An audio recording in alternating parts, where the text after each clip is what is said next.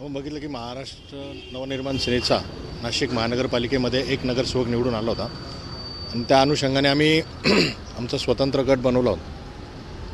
परंतु आगामी महाकुंभमेळ्याचे जो आहे नाशिकमध्ये त्यात जे विकास कामं होणं गरजेचं आहे.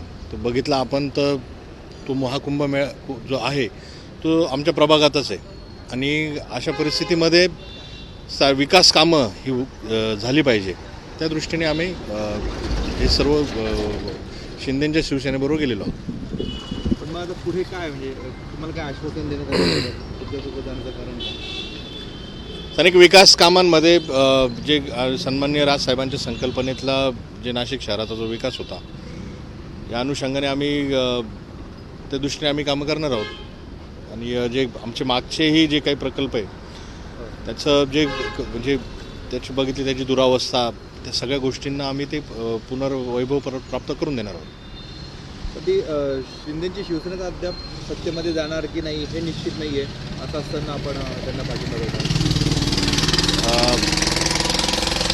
तो आता जो निर्णय झालेला आहे तो स्थानिक पातळीवरच्या सर्व नेत्यांनी ज्यावेळेस एकत्र बैठक घेतली त्यावेळेस तो निर्णय आमचा झाला आणि मग त्या अनुषंगाने ठरवलं आणि मग गेलो त्यांच्याबरोबर. एबीपी माझा, उघडा डोळे बघा नीट.